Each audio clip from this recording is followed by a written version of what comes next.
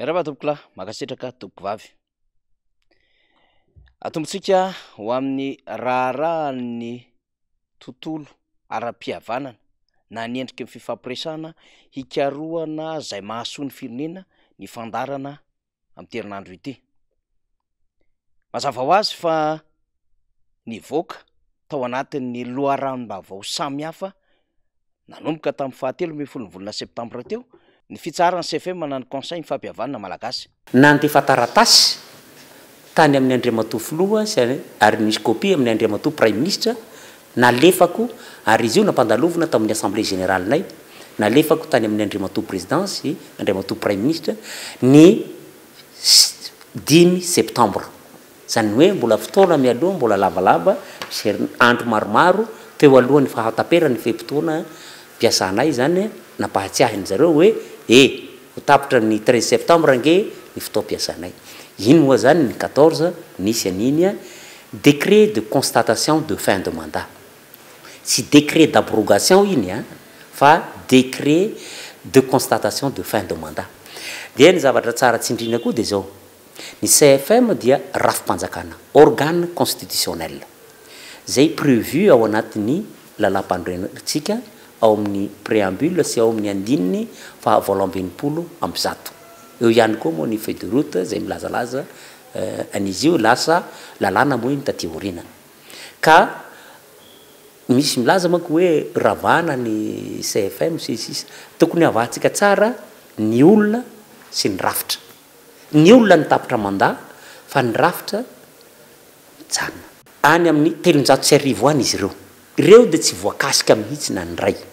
Ny antony voalaza ny lalàna amin'ny andininy fa 7/50 fa décret no milazalaza ny antsipriany amin'ny fombafomba tokony hanaovana an'izany indemnisation zany. Principe et modalité d'indemnisation. Décret no manao an'io. Tsy misy io décret io. Efa nanao initiative zahay tato nanarama manampahaizana dia fanomenay an'ireo ministère tompon'andraikitra ny hoe avant projet de décret fa tsy tohiny izy io mandraky tiany androany. Zahay tsy afaka handinika an'ireo dossier ireo raha tsy voalaza ny didim-panjakana ny pitsopitsony mikasikan'izy io. Ohatran'izay koa tsy mitsangana ny Fonds national de solidarité. Décret koa ny tokony hanao zay. Tsy misy koa ny petrabola zay voalaza ny lalàna ihany petrabola amin'ny budget panjakana milaza mikasikan'izy io. Mazava arak'izany fanazavana nentin'ny filohan'ny CFM iny. Ny lalam-pandrenana raha teo koa dia miresaka an'izay endriky ny fampihavanana malagasy izay. Ary raha ty andraikitry ny CFM ty no raisitsika dia mbola misy vola be mandehandeha 750 miliary ariary na 1460 miliary d'ariary zay hanana ny vondrona tiko amin'ny fitondram-panjakana ka tokony honerana noho ny fandrobana na azo izany vondrona izany. Ka sala anton-javatra inona no mbola tsy novoahany zany didim-panjakana izany na anton-javatra inona no mbola tsy ahafana miroso amin'izany dingana izany. Tsy atao sakana akory izany fa tahaka ny ady rehetra mandeha ihany mbola ao anatin'ny fieritreretana ny ametrahana an'izany CFM vaovao izany indray ny endriky ny fitantanan-draharaha sy ny fitohizan-draharaha raha ny tokony izy andrasantsika ny toena. Fa mazava ho azy ny teo anivon'ny FFKM dia nanamafy zay endriky ny fifampiresahana zay ary nanamafy ny tsy sininy zay lafiny tokony hifandrafina na itsitokotokona izay fa atao ny fifanantonana eo amin'ny rehetra izany.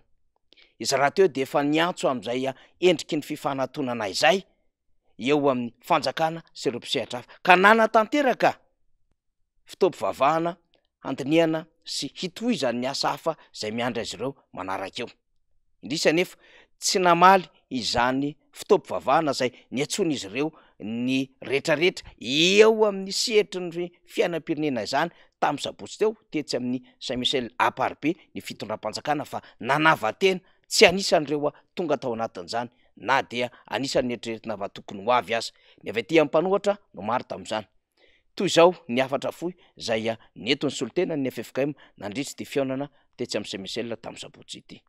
Engaliny malagasy rehetra mba tsisy antokotokony intsony ka hifanaratsy sy hifanenjika fa mba ho fifankatiavany, fiombonany, firaisan-kiny, fihavanana. Zany no anjaka ety am'tynositsika ity satria zany ny tarigetratsika, zany ny tarigetratsika hiadana sy ho finaritra sambatra tokoa izahay. Nametraka mazava ny andalan-teny no renesitsika teo, ny mahazava-dehibe ny fitiavana, ny fifankatiavana. Ary ity fanjakany ty raha teo dia mametraka ny slogan ny amin'ny hoe fitiavana ny lehibe indrindra, kanefa tsy mampiseho an'izany fitiavana zany akory. Ny fihetsiky ny fitondram-panjakana zay tsy tonga nandritrin'izay fotoana zay de manam-porofo izany fitokotokona izany. Ary zany no tokony ho ravana satria tokony ho apetraka ho zava-dehibe ny fiombonana. Ary tena iainana ilay fitiavana fa tsy iainana ny fampelezan-kevitra fotsiny ihany rehefa haka mivato mivaoka, fa tsy hampiarina mandritry ny fotoana zay tokony hanatanterahana sikaroana vahaolana ho an'ny firenena. Zany rehetra zany dia tokony ho voarainy fitondram-panjakana ny amin'ny fanehoan-kevitra lehibe zay mipaka any amin'izy ireo, ka tsy ny efefoka mireriana fa na ny volony Europeana sy ireo hery rehetra eto amin'ny firenena de ny antso isiny zay fifanantonana, fifampiresahana ao anatin'ny fihavanana malagasy izay, satria mikatso tsy mandeha araka ny tokony izy ny fiainan'ny firenena, ary atahorana ny endriky ny zavatra hitranga ao aorinana na mialoha amin'ny fifidianana 2024. Andriamatoa Marc Ravalomanana tany Sambava dia nanamafy am'izay fifampiresahana zay. Ary ny tsindrimy fa tsy misy miteny amin'ny teny tsy fantatra akory ny amin'ny fifampiresahana samy malagasy, fa mifankahalala teny avokoa izany. Ary nitondrany fanamariana ny tsy fahamaliany ny fitondram-panjakana, ny fanasana zay nataony ny FFKM, ny ahafahana mitrotro-ambavaka ny asa miandry izany. Samy mitondra asa avokoa manko fa tsy ny fitondram-panjakana ihany, fa na ny mpanohatra, na ny anivon'ny fiangonana, na ny fikambanana maro samihafa, na reo vondrony iraisam-pirenena zay manolo tanana amin'ny Madagasikara. Inotsika ny tenin'Andriamatoa Marc Ravalomanana. Ka raha ohatra zany vitantsika zay firesahana zay, mila miresaka aloha, raha tsy miresaka tsy mety io. Sasany mbola mieritreritra tsy ilaina miresaka, fa maninona areo matahotra ny resaka, nga misy ny teny amin'ny teny hafa eto, teny malagasy daholo ny resahantsika rehefa mihoana. Ka tsisy ataona zao de mananona nareo fahasahina, ary fahasahina zany miaraka amin'ny finoana zany. Fa tsisy aninona nareo ao. Fa ohatra zao androany de raha tsika rahalala tsara le hoe fitondranam-bavaka nataon'ny FFKM atao amin'ny Saint Michel atao Antananarivo, tena isaona anazy manokana re satria mitondram-bavaka izy, fa mivavaka afaka manova zavatra petsaka mihitsy, ary mivavaka afaka mitondra antsika amin'ny fahendrena, amin'ny fatahoran'Andriamanitra. Ka mino aho olona matahotra an'Andriamanitra daholo sika rehetra, tanteraka soamatsara ny fanehoana ny hevitra sy ny fahalalan'ny olona eto Madagasikara. Voaporofo fa tena tsy manam-piniavana ny resaka, ary tsy miaina izany tena fitiavana izany ity fitondram-panjakana ity. Tsy ao anatin'ny raha teo koa zany endriky ny fihavanana malagasy mandala ny amin'ny fifanajana izany, ary tsy akamaminy ny sotoavina malagasy ao anatin'ny fifankatiavana sy ny firaisan-kina sy ny fihavanana. Ny taolony nampianatra izany ary ny zotra politika nandritry ny fotoana mifandimby tamina Repoblika ny Madagasikara no nanefiny rehetra handala ny antsony ray aman-dreny. Manao ny didoana nefa ny fitondram-panjakana ka ho hitantsika eo indray. Raha tsy ho tonga izy tamin'ny sabotsy, mety inona ny dikan'izao lafin-javatra rehetra izao? Banga raha teo koa ny toeran'ny CFM, inona ihany koa ny dikan'izao rehetra rehetra izao?